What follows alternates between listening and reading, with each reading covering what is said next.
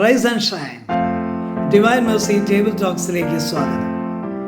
വിശുദ്ധ ഫൗസ്റ്റീന അവളുടെ ഡയറി കുറിപ്പുകൾ ആരംഭിക്കുന്നത് ദൈവകരുണയുടെ ഛായാചിത്രത്തെക്കുറിച്ചുള്ള ഒരു സ്തുതി ഗീതവുമായിട്ടാണ്.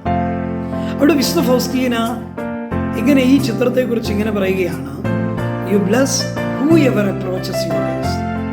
അങ്ങയുടെ ഈ പ്രകാശകിരണങ്ങളെ സമീപിക്കുന്നത് ആര് തന്നെയായാലും അവരെല്ലാം അനുഗ്രഹിക്കും.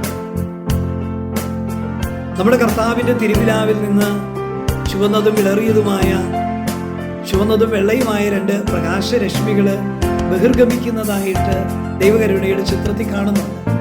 വിശുദ്ധ ഫൗസ്റ്റീന പറയുന്നത് ഇങ്ങനെയാണ്: ആ പ്രകാശകിരണങ്ങളെ ആര് സമീപിച്ചു?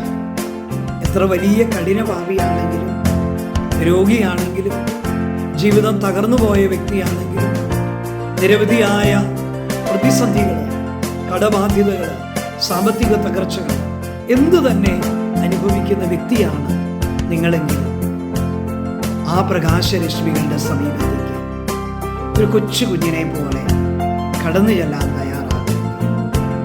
ആ പ്രകാശകിരണങ്ങളെ സമീപിക്കുന്നവരെല്ലാം ഒരുപക്ഷെ ലോകത്തിലെ ഏറ്റവും വലിയ പാപിയായിരിക്കും അങ്ങ്. എങ്കിൽ പോലും കരുണാമയനായ കർത്താവ് അങ്ങയെ അനുഗ്രഹിക്കും എന്നാണ് വിശുദ്ധ ഫൗസ്റ്റീന പറയുന്നത്. കർത്താവിൻ്റെ പ്രിയ സഹോദര, പ്രിയ സഹോദരി, ദൈവകരുണയുടെ ഛായാചിത്രം അടുത്ത പ്രാവശ്യം കാണും. ആ ഛായാചിത്രത്തെ വണങ്ങിക്കൊണ്ട് ജീവിതത്തിലെ ഓരോ പ്രതിസന്ധികളെയും സമർപ്പിച്ചു ഈ പ്രതിസന്ധികൾ നടന്നു യേശുവേ ഞാൻ അങ്ങയിൽ ശരണപ്പെടും എന്ന് പറഞ്ഞുകൊണ്ട് കർത്താവിൻ്റെ കരുണയെ ആരാധിക്കാൻ കഴിയട്ടെ.